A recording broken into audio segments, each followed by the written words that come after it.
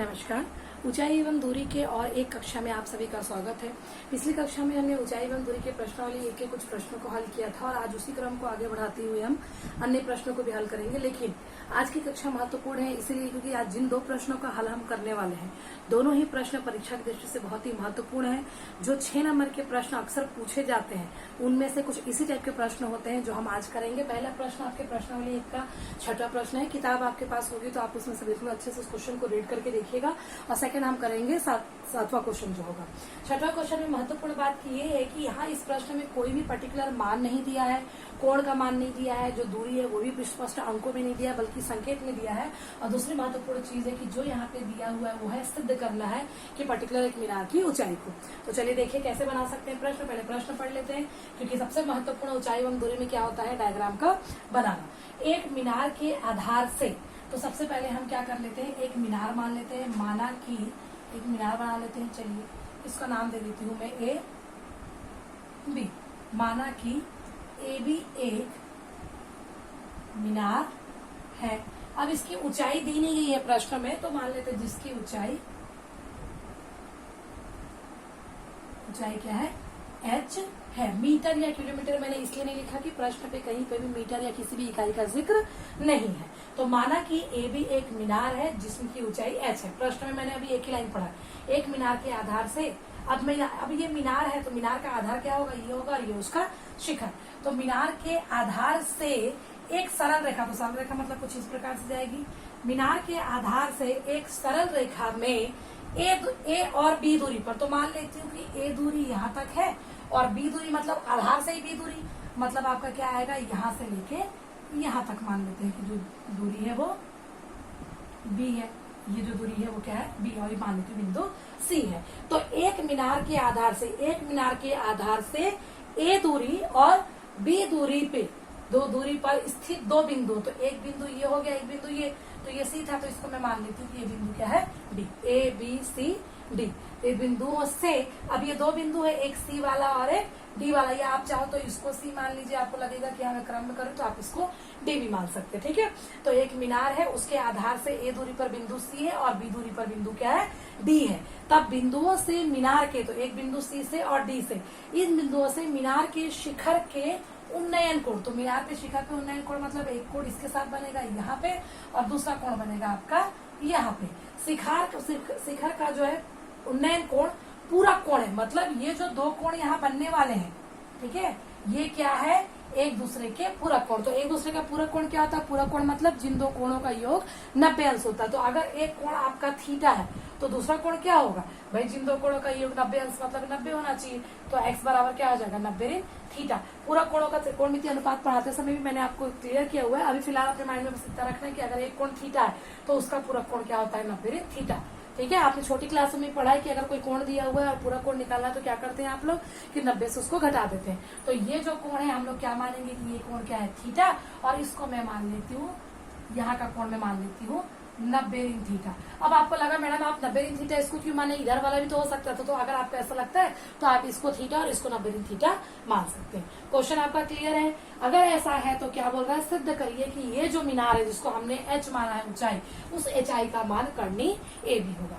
Diagram अगर clear है तो सॉल्व करना बहुत इजी हो जाता है। एक मीनार था, उसके आधार से ए दूरी पर एक बिंदु है सी और बी दूरी पर एक बिंदु है बी, दोनों की दूरी दी हुई है और बोल रहा है कि जो दोनों कोण उन्नयन कोण शिखर के साथ बना रहे हैं वो एक दूसरे के पूरक कोण है, इसलिए मैंने एक थीटा माना। तो चूंकि पूरक है तो दूसरा क्या हो जाएगा, 90 ऋण थीटा। ये आपके पास कोण का मान है। अब चलिए हमको ऊंचाई ज्ञात करना है, बाकी कुछ चीज नहीं। तो पहले हम दिख रहे होंगे आपको दो त्रिभुज मिल रहा होगा, एक ये वाला त्रिभुज मिल रहा है कुछ इस प्रकार से जहाँ पे ए है और ये थीटा है और ये आपने एच माना है।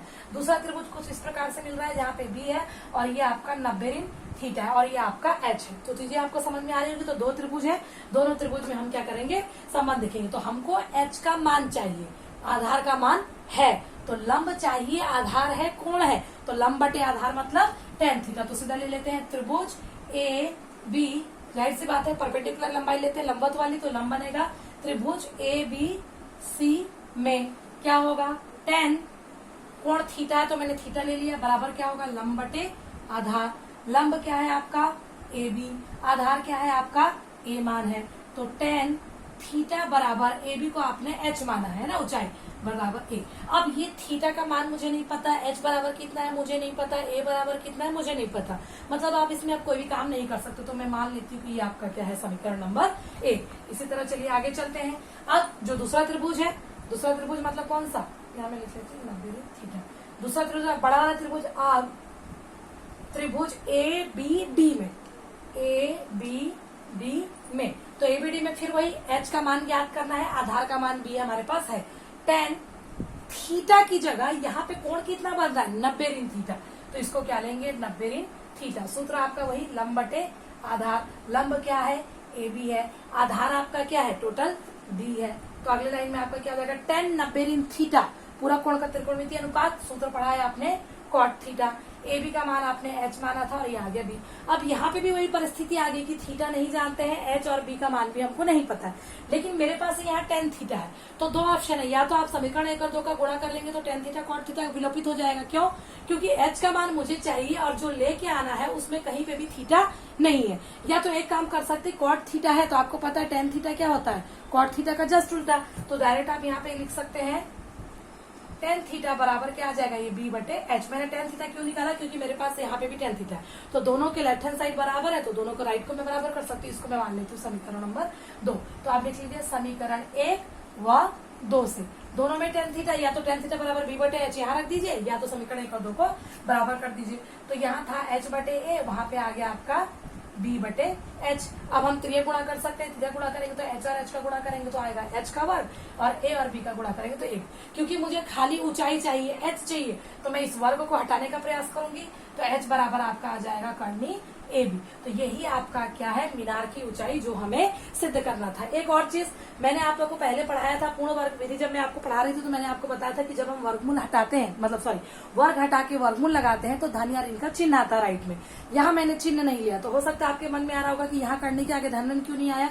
तो उसका आंसर ये है कि क्योंकि ये ऊंचाई है, ऊंचाई कभी भी ऋणात्मक नहीं होती है, तो फिक्स है कि वो धनात्मक ही होगा, इसलिए हम धन और ऋण करके अलग से उसको इस विषय नहीं करते। तो ये आपका आंसर था। प्रश्न आपको पता था कि एक मीनार है, उसे एक सरल रेखा में 2 बिंदु है, पहला बिंदु ए दूरी पर है, दूसरा बिंदु छोटी बी दूरी पर है। तो मैंने मीनार को ए बी मान लिया था, यहाँ कैपिटल बी लिया था ए बी, तो बिंदु सी की दूरी मैंने ए मान ली और यहाँ से बिंदु डी तक की दूरी मैंने बी मान ली। मेरे पास 2 त्रिभुज था, तो पहले त्रिभुज में मेरे को दिख रहा था कि मेरे को ऊंचाई चाहिए और आधार का मान है, तो मैंने लंब बटे आधार अर्थात tan थीटा का प्रयोग किया। दूसरे में क्योंकि कोण पूरक था तो ये थीटा था, तो ये 90 ऋण थीटा होगा, तो यहाँ पे tan थीटा की जगह क्या आ गया, tan 90 ऋण थीटा, और आधार आपके पास बी था, लंब आपके पास एच था, तो ये आया एच बटे बी। क्योंकि ये आपका cot थीटा है और इधर आपका tan थीटा है, तो 2 ऑप्शन होता है, या तो हम समीकरण 1 और 2 को करें, तो हो सकता है कि एग्जाम टाइप में आपके दिमाग में ना आए कि मेरे को गुणा करने पे विलोपन हो रहा है। तो एक चीज आप देख सकते हैं कि यहाँ cot थीटा, यहाँ tan थीटा, तो क्या मैं इस cot से tan का मान निकाल सकती हूँ। आपको पता है अगर tan थीटा बराबर 2/3 है तो cot थीटा बराबर 3/2 होता है, डायरेक्ट अगर लिखना चाहे तो यहाँ cot थीटा बराबर h बटे b है, तो tan थीटा बराबर क्या होगा, b बटे h। फिर समीकरण 1 और 2 में दोनों को tan थीटा का मान मिला, तो दोनों मान आपस में क्या होना चाहिए, बराबर, तो इसलिए h बटे a बराबर b बटे h। फिर गुणा करेंगे तो h और h का गुणा आपका h का वर्ग, a और b का गुणा करेंगे तो कितना आ गया a b, तो h बराबर आपका आ गया कर्णी a b। यही आपको सिद्ध करना था। तो ये क्वेश्चन एग्जाम के पॉइंट ऑफ व्यू से बहुत इंपॉर्टेंट है। एक और महत्वपूर्ण प्रश्न जो कि प्रश्न नंबर 7 आपका दिया हुआ है, जिसमें आपके अवनमन कोण का, अभी तक प्रश्नावली 1 में जितने प्रश्न हमने किया है वहां पे उन्नयन कोण वाले प्रश्न ज्यादा थे। अब क्या आया है, पहला क्वेश्चन ऐसा है जो अवनमन कोण वाला है और 6 नंबर की दृष्टि से ये क्वेश्चन बहुत ही इंपॉर्टेंट। तो क्वेश्चन किस प्रकार से है कि एक सेकंड में क्वेश्चन पहले नोट कर लेती हूँ, अगर आपके पास बुक है तो आप बुक से क्वेश्चन देख लीजिए। क्वेश्चन आपका है 15 मीटर ऊंचे एक भवन के शिखर से किसी मीनार के चोटी का उन्नयन कोण 60 अंश तथा मीनार के पाद का अवनमन कोण 30 अंश है, तब आपको ज्ञात करना है मीनार की ऊंचाई और तथा मीनार व भवन के बीच की दूरी। तो क्वेश्चन देख लेते हैं। सबसे पहला काम हमारा डायग्राम बनाना है। प्रश्न क्या बोल रहा है, 15 मीटर ऊंचा एक भवन है के शिखर से, मतलब उसके छत से, टॉप से, किसी मीनार का, मतलब एक और मीनार है, के चोटी का, मतलब ऊपर वाले हिस्से का उन्नयन कोण, मतलब हम घर की छत पे खड़े होकर मीनार की चोटी को देखेंगे, तो उसका उन्नयन कोण 60 है। फिर मीनार के पाद का, मतलब वही एक बार हमने ऊपर चोटी में देखा और एक बार हमने नीचे देखा। देखो इमेजिन कर सकते हैं, मान लीजिए ये आपका घर है और घर से आप क्या कर रहे हो, यहाँ पे बगल में कोई आपके पास मीनार खड़ी है, तो एक बार आप ऊपर की ओर देखते हो और एक बार क्या करते हो, जस्ट नीचे की ओर देखते हो। ये आप मान लो व्यक्ति, तो ठीक है। तो उन्नयन कोण आपका यहाँ बोल रहा है कि वो 60 बना रहा है, तो एक समांतर रेखा खींची जाती है और उसमें कोण बनता है। और अनमन कोण मतलब वो नीचे की ओर देख रहा है, तो उसमें आपका 30 अंश का कोण बना रहा है। और इन दोनों के बीच की दूरी और भवन की ऊंचाई, सॉरी मीनार की ऊंचाई हमको ज्ञात करनी। तो रफली आप समझ गए होंगे। चलिए आप सिस्टमेटिक तरीके से बना लेते हैं प्रश्न। माना कि ए बी एक मीनार व सी डी एक भवन है, ठीक है। जहां प्रश्न में आपके पास दिया है भवन की ऊंचाई कितनी है, 15 मीटर है। चलिए डायग्राम पहले बना लेते हैं। ये मान लीजिए कि अपना क्या है, मीनार है। ये हमने ले लिया। डायग्राम थोड़ा इधर बना देते हैं, सॉल्व करना से। ये हमने ले लिया, क्या है ये, मीनार। इसकी ऊंचाई हमें नहीं पता। अब क्या बोल रहा है, 15 मीटर ऊंचा भवन है, तो मैं एक भवन ले लेती हूँ। ये इसको मैंने मान लिया सी और डी। इसकी ऊंचाई कितनी है, 15 मीटर है। अब ये क्या बोल रहा है कि भवन के शिखर से, तो भवन मतलब भवन के शिखर से, टॉप से आप क्या कर रहे हैं, एक बार मीनार की चोटी को देख रहे हैं। तो भाई उन्नयन कोण बनाने के लिए नीचे समतल में हम एक रेखा खींचते हैं बराबर वाला, तो ये कितना बनाता है, 60 अंश बनाता है बोल रहा है। फिर यहीं से हम क्या करते हैं, नीचे की ओर देखते हैं। अनमन कोण मतलब जब हम नीचे की ओर देखते हैं, उन्नयन मतलब जब हम ऊपर की ओर, नीचे की ओर देख रहे हैं, तो अनमन कोण कहाँ बनेगा, यहाँ पे ये बनेगा 30। तो ये आपका 60 है, ये आपका 30 है। तो नीचे भी हम क्या कर सकते हैं, जो ए बी सी, इसमें मैं मान लेती हूँ डी हो गया था, तो ये ई हो गया। सी के समांतर में ही हम क्या कर लेते हैं, एक बी डी के समांतर एक रेखा खींच लेते हैं। तो ये जितना होगा ये भी उतना ही होगा। अब देखिए अनमन कोण, आपने कुछ ऐसा पढ़ा है, जेड बना हुआ देख के शायद कुछ आपको याद आ रहा होगा, 6th क्लास से है, 9th में भी आपने इसको रिकॉल किया हुआ है। ये है एकांतर अंतः कोण।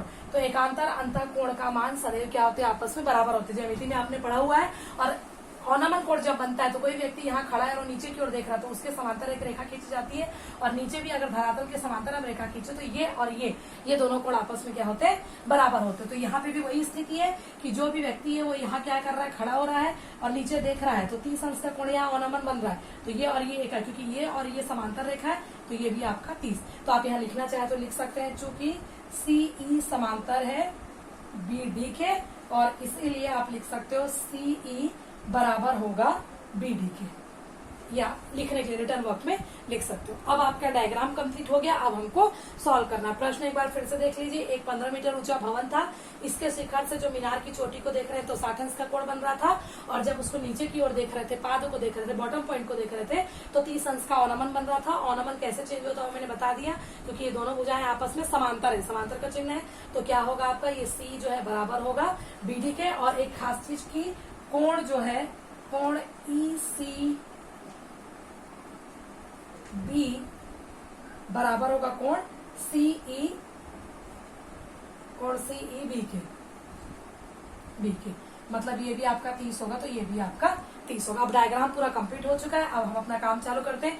हमको ज्ञात करना है AB का मान और हमको ज्ञात करना है BD का मान। तो चलिए पहले देखें, आप ध्यान से देखोगे तो आपको यहाँ पे 2 त्रिभुज दिख रहा है। एक ये वाला त्रिभुज जो हमारे काम का, वैसे टोटल 3 दिख रहे हैं, लेकिन हमारे काम का त्रिभुज एक ये वाला है, ठीक है। लेकिन इसको हल करने के लिए ना मेरे पास कर्ण है, ना मेरे पास लंब है, ना मेरे पास आधार है तो केवल एक कोण, कम से कम एक भुजा की आवश्यकता, जो यहाँ पे नहीं है। नीचे आते इस त्रिभुज में मैं अगर आती हूँ, तो इस त्रिभुज को मैं हल करने के लिए मेरे पास एक भुजा है, एक कोण है, आधार का मान मैं हल करके निकाल सकती हूँ। तो अतः मैं क्या लूंगी, त्रिभुज BDC में, त्रिभुज BDC। तो BDC में हम क्या लिख सकते हैं, त्रिभुज BDC में आप देखिए पूरा समकोण त्रिभुज है। आप क्या लिख सकते हैं, लंब है, आधार का मान आपको ज्ञात करना, तो सीधा हम लेंगे tan थीटा बराबर क्या होता है, लंब बटे आधार। तो यहाँ tan थीटा की जगह कितना कोण है, 30, तो tan 30। लंब क्या है आपका CD, मतलब डायरेक्ट रख दू यहाँ पे 15, और आधार का मान मुझे नहीं पता, तो आधार का मैं सीधा लिख लेती हूँ आपका BD। तो tan 30 का मान कितना है आपके पास, 1 बटे कर्णी 3, 15 बटे BD। तो आप त्रिय गुणा कर लीजिए, BD का मान आपको मिल जाएगा। तो BD बराबर क्या मिला, 15 करनी 3। और आपको पता है BD अगर 15 है करनी 3 है तो आपका जो C है, क्योंकि BD बराबर ही C है, तो ये भी क्या आ जाएगा 15 करनी 3। तो अब आपको BD का मान यहाँ पे मिल गया है। तो ये क्या है BD, ये है मीनार और भवन के बीच की दूरी, जो कि आपको ज्ञात करनी थी। एक और चीज ज्ञात करनी, ये है पूरे मीनार की ऊंचाई। तो अगर ये 15 है तो ये भी 15 है, स्पष्ट है, क्योंकि समांतर रेखाओं के बीच में लंबवत लाइन है। लेकिन ये वाला हिस्सा मुझे नहीं पता, तो हमें इसका हिस्सा का मान निकालना पड़ेगा। तो हम इस त्रिभुज को ले लेते हैं। अब त्रिभुज AEC, फिर वही tan थीटा बराबर लंब बटे आधार। लंब क्या है यहाँ पे AE और आधार क्या है आपके पास CE। तो चलिए अगले लाइन में चलते। कोण कितना है यहाँ पे 60 अंश का उन्नयन बन रहा है। तो ये हो जाएगा tan 60 बराबर लंब का मान है AE और CE बराबर, क्योंकि BD है और BD का मान अभी आपने कैलकुलेट करके निकाला है 15 करनी 3। tan 60 का मान त्रिकोणमिति टेबल से आपको पता है कितना होता है, करनी 3। तो आपका आ गया AE बटे 15 करनी 3। तो त्रिय गुणा करेंगे तो क्या आएगा, करनी 3 गुणित 15 करनी 3 बराबर AE। तो कितना आ गया, करनी 3 गुणित करनी 3 खाली 3, मतलब ये आपका अगली लाइन में आएगा AE बराबर 15 गुणित 3, मतलब कितना आ गया आपका 45। तो क्योंकि यहाँ पहले जो मान है वो मीटर में दिया था 15 मीटर, तो ये भी क्या होगा, मीटर में ही होगा। तो अब आपको क्या मिला, ये जो ऊपरी हिस्सा का मान है वो 45। अब मेरे को भवन का पता है, तो इन दोनों को जोड़ूंगी तो मेरे को मैं तब सीधा लिखेंगे, तब AB मतलब मीनार की ऊंचाई बराबर क्या होगा, AE धन BE। लिख सकते हैं AE धन BE। अब आप देखिए AE का मान आपको ने निकाल लिया है 45, BE जो है बराबर किसके, CD के, मतलब 15। तो 45 और 15 को जोड़ा तो कितना आएगा 60, क्योंकि यहाँ पे इकाई मीटर ले गई थी, तो ये आ गया 60। तो आप लिख लीजिएगा अच्छे से, सिस्टमेटिक जगह ना होने की वजह से मैं यहाँ नहीं लिख रही हूँ। तो प्रश्न में क्या था, एक मीनार था, एक भवन था। भवन के छत से एक बार मीनार की चोटी को देखा जा रहा था तो उन्नयन कोण बन रहा था 60 अंश का, और एक बार उसके बॉटम हिस्से को, पाद हिस्से को देखा जा रहा था तो बन रहा था अवनमन कोण 30 अंश का। अवनमन को किस प्रकार से एकांतर कोण का गुण का यूज करके हम नीचे कर रहे हैं, आपको समझ में आ गया होगा। अब मेरे पास दो स्थिति थी, 3 त्रिभुज थी, लेकिन मेरे पास जो मेरे को आवश्यक है उसमें से 2 चीजें थी। तो मैंने 2 त्रिभुज को लिया। पहला त्रिभुज को इसलिए लिया क्योंकि मेरे पास पहले से इस त्रिभुज में एक भुजा का मान मालूम था और एक कोण का मान मालूम था, तो इसलिए मैंने त्रिभुज BD से लिया। वहां पे tan थीटा का मान 30 था तो tan 30 रखा। लंब मतलब CD था, CD का मान 15 था तो मैंने 15 रखा। आधार का मान मुझे नहीं पता था तो मैंने उसको BD ही रखा। tan 30 का मान 1 बटे करनी 3 होता है, बराबर में आपका आ गया 15 बटे BD। BD का मान चाहिए था, त्रिय गुणा किया तो मिल गया 15 करनी 3 मीटर। तो BD मतलब मीनार और भवन के बीच की दूरी थी, जो कि आपके प्रश्न में आपको ज्ञात करने के लिए भी बोला गया था, मतलब ये आपका एक उत्तर भी है। उसके बाद आपको बोला है कि मीनार की ऊंचाई, तो मीनार की ऊंचाई के लिए मेरे को इसका भी मान चाहिए, क्योंकि ये वाले हिस्से का मान तो स्पष्ट मेरे को दिख रहा है, ये दोनों रेखा समांतर है, मतलब ये जितना ऊंचा होगा ये भी उतना ही होगा। AE का मान अगर मेरे को किसी तरह से पता चल जाए तो मैं मीनार की ऊंचाई ज्ञात कर सकती हूँ। तो इसलिए मैंने त्रिभुज AEC को लिया। AEC को लेने पर फिर वही tan थीटा बराबर लंब बटे आधार। थीटा की जगह 60 था तो ये tan 60 हो गया। लंब का मान AE और आधार क्योंकि CE और आपने लिखा है CE बराबर क्या है BD, तो CE बराबर BD करने से आपको यहाँ पे मिल गया 15 करनी 3 और 7 का मान करनी 3। त्रिय गुणा करी तो मेरे को मिला AE बराबर 45 मीटर। लेकिन मेरे को पूरा मीनार चाहिए था AB, और स्पष्ट डायग्राम से दिख रहा है कि AB बराबर क्या होगा, AE धन EB या B। तो मैंने यहाँ पे लिख लिया AB बराबर AE धन B। AB का मान आया 45, AE का मान आया 45, B का मान था 15, दोनों को जोड़ा तो आ गया 60 मीटर। ये इस प्रश्न का उत्तर है। तो आप देखिएगा ये क्वेश्चन बहुत ही इंपॉर्टेंट है, अवनमन कोण वाला प्रश्न है, 6 नंबर में आपके परीक्षा में पूछा जा सकता है। ये नहीं तो इस टाइप के और भी प्रश्न पूछे जा सकते हैं। आप प्रश्नावली के आगे प्रश्नों को हल करिए। जिस भी क्वेश्चन में डाउट आता है या तो आप कमेंट में क्वेश्चन नंबर मेंशन करिए, या तो पर्टिकुलर अगर आप मेरे साथ ग्रुप में जुड़े हुए हैं तो आप अपने ग्रुप में क्वेश्चन को भेज सकते हैं। Thank you.